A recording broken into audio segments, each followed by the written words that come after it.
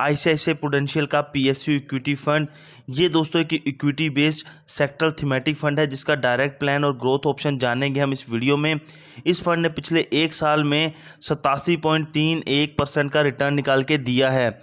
Detail analysis करेंगे इस fund की इस वीडियो में। तो चैनल पे पहली बार आए हैं तो चैनल को सब्सक्राइब कर लीजिए और वीडियो को लाइक कर दीजिए।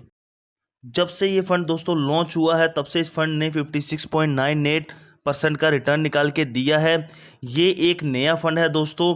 इस फंड के एक यूनिट की जो एनएवी वैल्यू या फिर हम कहें कि नेट एसेट वैल्यू है वो 20 रुपये 96 पैसे है और आप इस फंड में कम से कम 100 रुपये से एसआईपी मोड में इन्वेस्टमेंट शुरू कर सकते हैं। मान लीजिए दोस्तों अगर कोई बंदा 500 रुपये की मंथली मोड में एसआईपी शुरू करता है अगले एक साल के लिए, और जो रिटर्न है इस फंड का पिछले एक साल का वो 87.31% का ही अगर हम मान के चलें तो एक साल बाद उनकी जो फंड की वैल्यू हो जाएगी वो हो जाएगी 9,752 रुपये। लेकिन दोस्तों फ्यूचर में ज़रूरी नहीं कि रिटर्न सेम रहे, ये कम भी हो सकता है और ज़्यादा भी हो सकता है, तो उसी हिसाब से आपकी फ़ंड वैल्यू भी कम ज़्यादा हो जाएगी। और दोस्तों अगर कोई बंदा 5,000 रुपये लमसम इस फंड में इन्वेस्ट करता है अगले एक साल के लिए और रिटर्न यहाँ पे भी हम पिछले एक साल वाला ही 87.31% का मान के चलें तो एक साल बाद उनके जो 5,000 की वैल्यू होगी वो 9,365 रुपये हो जाएगी। यहाँ पे मैं आपको फिर से बता दूँ कि जो रिटर्न्स होते हैं म्यूचुअल फंड में वो एक जैसे नहीं रहते। अगर पिछले साल 87.31% का रिटर्न मिला है तो ज़रूरी नहीं कि अगले साल भी इतना इससे ज़्यादा मिले, वो इससे कम भी हो सकता है और ज़्यादा भी हो सकता है। तो उसी हिसाब से आपकी जो फंड वैल्यू है वो दोस्तों चेंज हो जाएगी। ये फ़ंड दोस्तों पिछले एक साल से चल रहा है, ये बिल्कुल ही नया फ़ंड है। इस फंड का फ़ंड साइज़ 2,405.78 करोड़ का है। कोई भी लॉक इन पीरियड नहीं है इसमें। एग्जिट लोड 1% है जिसको मैं आगे डिस्कस करूंगा आपके साथ।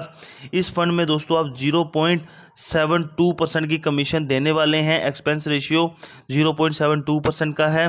टैक्स इम्प्लीकेशंस की बात करें, अगर आप अपने पैसे को एक साल से पहले निकालते हो तो आपको एग्जिट लोड के साथ साथ 15% का short term capital gain tax भी देना होगा। लेकिन अगर आप अपने पैसे को एक साल बाद निकालते हो तो आपको 10% का long term capital gain tax देना होगा अगर आपका जो रिटर्न है पर फाइनेंशियल ईयर 1 लाख से ज़्यादा का है।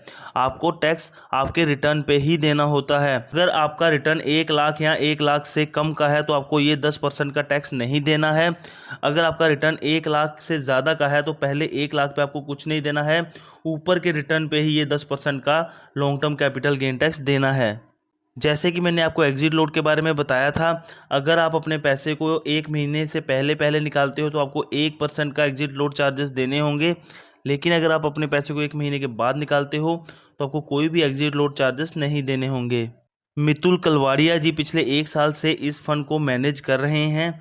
रिस्क एंड रेटिंग की बात करें तो दोस्तों ये fund very high risk category में आता है बिकॉज आपका पैसा इक्विटी शेयर मार्केट में इन्वेस्ट हो रहा है।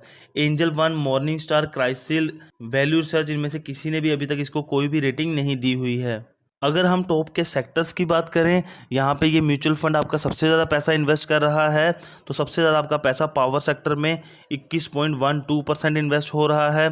देर आफ्टर आता है बैंक्स, उसके बाद आता है दोस्तों डेट अदर्स, देर आफ्टर आता है ऑयल, उसके बाद petroleum products, consumable fuels, insurance, gas, aerospace and defence, finance, जिसमें कि आपका 3.24% पैसा इन्वेस्ट हो रहा है। टॉप के स्टॉक्स देख लेते हैं दोस्तों जिनमें कि इस म्यूचुअल फंड के द्वारा आपका पैसा सबसे ज़्यादा इन्वेस्ट किया जा रहा है। सबसे ज़्यादा SBI state bank of India में 13.08% आपका पैसा इन्वेस्ट हो रहा है। उसके बाद आता है ट्रैप्स के बाद आता है दोस्तों NTPC, ONGC, power grid corporation, उसके बाद coal India, there after Bharat electron, HPCL and Indian bank में आपका 3.02% पैसा इन्वेस्ट हो रहा है। तो दोस्तों इस फंड की सारी जानकारी हमने आपके साथ साझा कर दी। वीडियो अच्छी लगे तो वीडियो को लाइक कीजिएगा, चैनल को सब्सक्राइब कीजिएगा। मिलते हैं नई वीडियो में, तब तक के लिए बाय बाय, टेक केयर।